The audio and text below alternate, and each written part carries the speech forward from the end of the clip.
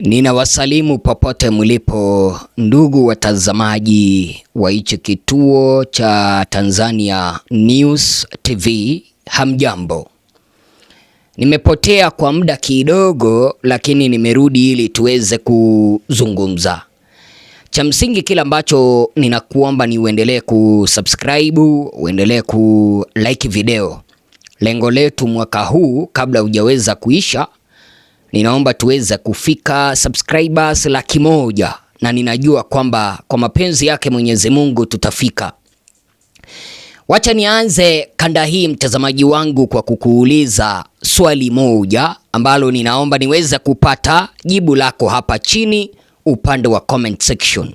Je, Tanzania inaweza kuafikia maridhiano ya kisiasa bila ya chama kikuu cha upinzani Chadema, pamoja na bila ya uwepo wa mwenyekiti wa Chadema ambaye ni Tundu Lissu? Ninaomba niweze kupata jibu lako hapa chini. Sababu kwamba imeweza kufanya mtazamaji wangu nikakuuliza swali hilo ni kutokana na kwamba Rais Samia Suluhu Hassan alikutana na viongozi wa vyama 18 vya kisiasa kati ya vyama 19 vyenye usajili wa kudumu nchini kujadili masuala mbalimbali ya kisiasa yakiwemo maridhiano na mchakato wa katiba mpya. Lakini chama kikuu cha upinzani Chadema hakikuweza kushiriki mkutano huo licha ya kupewa mwaliko. Chadema walitumiwa barua ya mwaliko na utawala wa Samia, lakini wakasusa kwenda kwenye ule mkutano, kitu ambacho mtazamaji wangu kimeweza kuibua hisia mseto. Kumbuka kwamba hata hivi vyama vingine ambavyo vilipata mwaliko vikaenda kwenye ushirikiano wa mazungumzo na Samia havina, tunaweza tukasema kwamba havina kitu ambacho kinaitwa sapoti ya wananchi. Chama ambacho kiko na sapoti ya wananchi ni chama cha Chadema ambacho kinaongozwa na Lissu wakishirikiana naye Heche. Sasa kutokuwepo kwa Chadema kunafungua mjadala mpana zaidi ya mkutano wenyewe, kwamba je, taifa letu la Tanzania linaweza kuafikia maridhiano ya kisiasa bila ya ushirikiano wa chama kikuu cha upinzani, huku mwenyekiti wake Tundu Lissu akiwa gerezani kwa tuhuma za uhaini? Unajua, hili ni swali mtazamaji wangu ambalo linagusa historia ya kisiasa katika taifa letu la Tanzania, kwa sababu baadhi ya hatua kubwa za maridhiano nchini humu zimewahi kuafikiwa baada ya vyama vyenye nguvu kisiasa kukubali kukaa meza moja na kukabiliana ama kukubaliana, hata kana kwamba makubaliano hayo yanaonekana na wengine kuwa ukungu tu. Nimemwona Samia akisema kwamba wamekutana na kujadiliana kuhusu masuala ya siasa na maridhiano, licha kwamba Chadema wamekataa. Chadema wameweza kupeana vikwazo kabla ya kuketi kwenye meza ya maridhiano. Wacha nimwambie Samia hivi, iwapo anafikiri kwamba anaweza karidhiana na vyama vingine bila ya uwepo wa Chadema, anajidanganya. Kwa sababu Chadema kuniradhi, wakianza mikutano mtazamaji wangu, Samia ataanza kupatwa na kiwewe. Kisiasa kama mnavyoona tuko vizuri, lakini mwenzetu mmoja bado anaendelea kutafakari. Tunaendelea kupokea misukumo yake, conditions zake, matakwa yake. Lakini Tanzania yetu mtazamaji wangu imewahi ingia kwenye maridhiano. Mfano, Zanzibari ipo na historia ya maridhiano. Mfano unaotajwa mara nyingi ni Zanzibari baada ya uchaguzi wa mwaka 2000 uliogubikwa na mvutano mkubwa wa kisiasa na vurugu za Januari mwaka 2001 hasa Pemba, na kusababisha vifo vya takriban ya watu 30 hadi 40 kulingana na ripoti zilizotolewa na mashirika ya kutetea haki za binadamu. Vyama vikuu Zanzibari ikiwemo CCM pamoja na chama ambacho kilikuwa wakati huo CUF vilianza mchakato wa mazungumzo na kuweka sawa mambo. Wakati huo CUF kilikuwa chama kikuu cha upinzani Zanzibari na kilikuwa mshindani mkubwa wa CCM. Mazungumzo hayo, mtazamaji wangu, yalipelekea makubaliano yaliyofahamika kama muafaka, yaliyolenga kupunguza mvutano wa siasa na baadaye yakachangia katika mazingira yaliyowezesha kuundwa kwa serikali moja, serikali ya umoja wa taifa Zanzibari mwaka 2010. Mtazamaji wangu, somo kubwa kutoka kwa historia hiyo ni kwamba maridhiano yalihusisha pande mbili za upinzani na serikali zenye ushawishi mkubwa katika mgogoro wa kisiasa upande huo wa Zanzibari. Mbona nimeweza kuleta, mtazamaji wangu, mfano kama huo? Miaka imepita na mazingira ya kisiasa nchini Zanzibari yamebadilika. CUF sio tena chama kikuu cha upinzani Zanzibari. Nafasi hiyo iliweza kuchukuliwa ama iliweza kushikiliwa na chama cha ACT Wazalendo, ambayo wafuasi na viongozi wengi walikuwa ni wa CUF, ambao walivunja chama hicho wakaingia ACT Wazalendo kutokana na mgogoro wa ndani wa chama. Mbona nimeweza kuleta ulinganisho huo, mtazamaji wangu?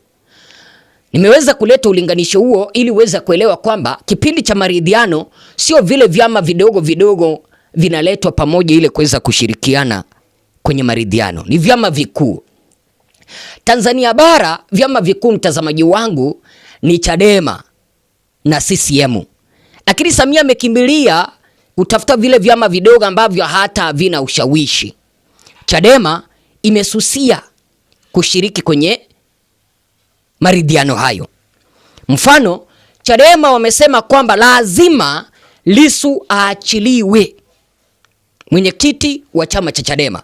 Mpaka nimeona serikali imeweza kuratibu mwezi huu ambao tumeweza kuingia, mwezi huu wa Agosti, ukipenda mwezi wa 8, kesi ya Lissu iweze kupelekwa tena kusikilizwa.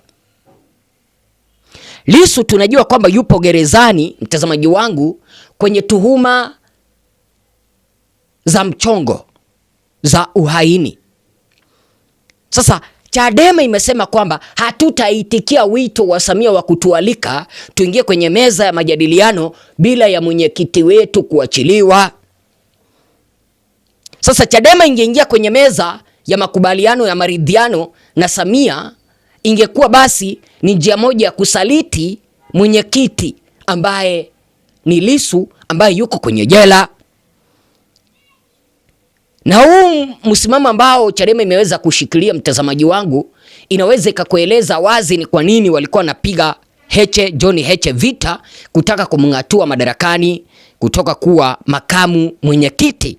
Kwa sababu kipindi ambapo Lissu hayupo, mtazamaji wangu, mwenye anashikilia usukani wa chama cha Chadema ni Heche.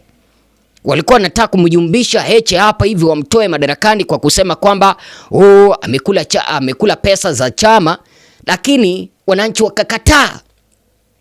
Vile vile Chadema imesema kwamba hawawezi wakaingia kwenye meza ya makubaliano ya maridhiano bila ya mediator. Unajua mediator kwa lugha nyepesi ya Kiswahili ni msuluhishaji. Lazima pawepo na mtu katikati, na huyo mtu si raia wa Tanzania, awe ni mediator kutoka ghaibuni, mwenye atakuwa nasikiliza upande wa serikali na upande wa upinzani, ndiposa aweza kuleta hizi pande zote pamoja. Isije ikawa kwamba mediator anatoka katika taifa letu la Tanzania mwenye anaegemea upande wa serikali. Hivi ndivyo vikwazo vikuu ambavyo Chadema imesema kwamba hawataweza kushiriki kwenye mazungumzo na Samia. Kwanza ndio ilisababisha hata hawakuitikia wito wa kuingia kwenye makubali ama kuingia kwenye mkutano na Samia. Hakuna mazungumzo yoyote yatakayoongozwa na mtu yoyote isipokuwa mwenyekiti mwenyewe awe nje. Kwa kama kuna njia ya kuanza kuzungumza, lazima kwanza mwenyekiti wa chama chetu mwenyewe awe nje. Cha pili, hakuna mazungumzo tutakayozungumza bila mediator. Mkutano huu wa Samia na viongozi wa vyama 18 kati ya viongozi wa vyama 19, mkutano ambao Samia aliweza kuandaa tarehe 30, mtazamaji wangu, wa mwezi uliopita, tarehe 30 mwezi uliopita wa 7, umeweza kuibua hisia mseto. Kwa nini Samia anataka kufanya maridhiano iwapo Chadema haijaweza kushiriki? Lakini unapaswa kujua hichi chama cha Chadema kipo na baraka ya wananchi. Kwa hivyo Chadema inaona kwamba ikishiriki mazungumzo na Samia itakuwa imeweza kusaliti wananchi. Na wananchi mmeona hivi majuzi wakichangia chama cha Chadema pesa za kufanya mikutano na kuendesha shughuli mbalimbali za chama. Kwa hivyo hichi chama cha Chadema ni chama ambacho kinaendeshwa na wananchi. Basi ukiona Chadema imeweza kususia kuingia kwenye meza na Samia na hii serikali, mtazamaji wangu, serikali ambayo imeweza kujilazimisha kuwepo madarakani, ni kwa sababu iwapo Chadema itaingia kwenye makubaliano ama itaingia kwenye maridhiano na Samia, itakuwa wameweza kusaliti wananchi na wananchi hawataweza kuamini hicho chama cha Chadema. Ndio maana Chadema wameweza kushikilia msimamo mkali na msimamo mgumu kwamba hawataweza kufanya maridhiano na Samia kwa sababu serikali hii ya Samia haina ridhaa ya wananchi. Namba 2, hii serikali iliweza kushirikiana na maafisa kuwanyonga na kuwatoa uhai wananchi mwaka uliopita. Sasa Chadema haitaki kupoteza uungwaji mkono kutoka kwa wananchi. Ndio maana wamesusia kuingia kwenye huo mkutano wa Samia. Wamesema kwamba lazima Lissu achiliwe, pawepo na mediator kutoka ghaibuni, waliopoteza ndugu zao wapate fidia na uchaguzi uweze kuandaliwa upya. Unaona, Samia anataka kusingizia eti kwamba ameenda kuzungumzia mambo na maridhiano kuliponya taifa alafu aweze kuunda katiba mpya. Unaweza ukaundaje katiba mpya kipindi ambapo haujaweza kupea familia ambazo ziliweza kupoteza ndugu zao mwaka uliopita fidia? Haujaweza kuwapea ukweli, haujaweza kuwawajibisha wale ambao walisababisha kuangamiza ndugu zetu mwaka uliopita. Namalizia mtazamaji wangu kwa kukuuliza hivi, na ninaomba niweza kupata wazo lako hapa chini. Je, taifa letu la Tanzania chini ya rais wa mchongo Samia Suluhu Hassan linaweza kufikia maridhiano ya kisiasa bila ya uwepo wa chama cha Chadema, chama kikuu cha upinzani, na bila ya uwepo wa mwenyekiti wa chama cha Chadema Lissu? Naomba niweze kupata wazo lako hapa chini. Mwenyezi Mungu akubariki.